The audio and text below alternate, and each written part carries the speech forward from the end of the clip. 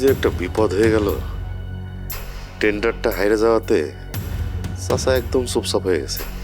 তার সাথে কথাই বলা যাচ্ছে না। কথা বলতে গেলেই খারাপ ব্যবহার করতেছে। কি যে করবো, যাবো নাকি থাকবো বুঝতেছি না। জুলাস, তুই এনে কি করস? এই সারছে। এখন যদি বস জিজ্ঞাসা করে তাহলে কি কব? সত্যি কথা কব নাকি চাচার নিষেধ মানবো? বস না, এমনি দাঁড়ায় আছি। আচ্ছা জুলাস, তুই আমারে সত্যি করে একটা কথা বলবি? ভাইজান তরলিয়া কই গেছিল আজকে? সারছে। যেখানে বাঘের ভয় সেইখানেই রাত পোহায়। কিরে কথা কস না কে? না মানে মানে হয়েছে কি বস, ওই চাচা আসলে বলতে নিষেধ করছে। নিষেধ করছে মানে? কি কইতাছস জুলাস? এমন কি ব্যাপার যে ভাইজান কথাটা বলতে নিষেধই করছে? আপনারা বলতেছি শোনেন, ওই চাচা গেছিল আজকে টেন্ডারের কাছে। হ্যাঁ ওই বাসু চেয়ারম্যান আর চাচার মধ্যে একটা টেন্ডার হয়েছিল, হ্যাঁ। কিন্তু আমাদের চাচা হাইরা গেছে। ভাইজান হাইরা গেছে? কত টাকার টেন্ডার? মেলা টাকা, 2 কোটি টাকা।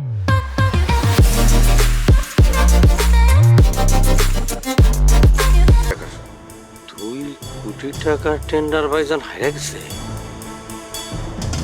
কথাটা সত্য? জি বস, এটাই সত্যি। চাচা আসলে হাইরা গেছে। এই জন্য এই কথাটা বলতে নিষেধ করছে সবাই। এই কারণে চাচা খুব চুপচাপ হয়ে গেছে।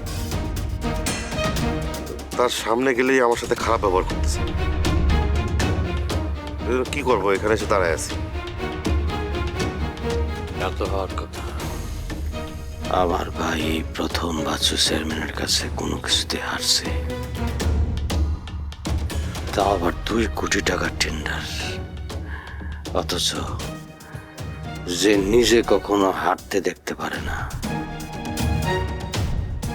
সে নিজের সবসময় সর্বজয়ী ভাবে।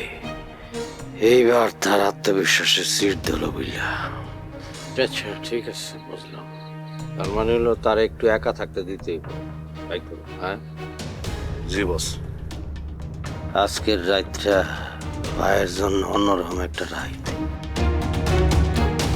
হারলে যে কেমন লাগে তা এবার কিছু রইল টের পাইব।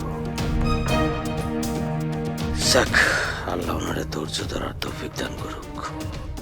আমি যে রূপনগর না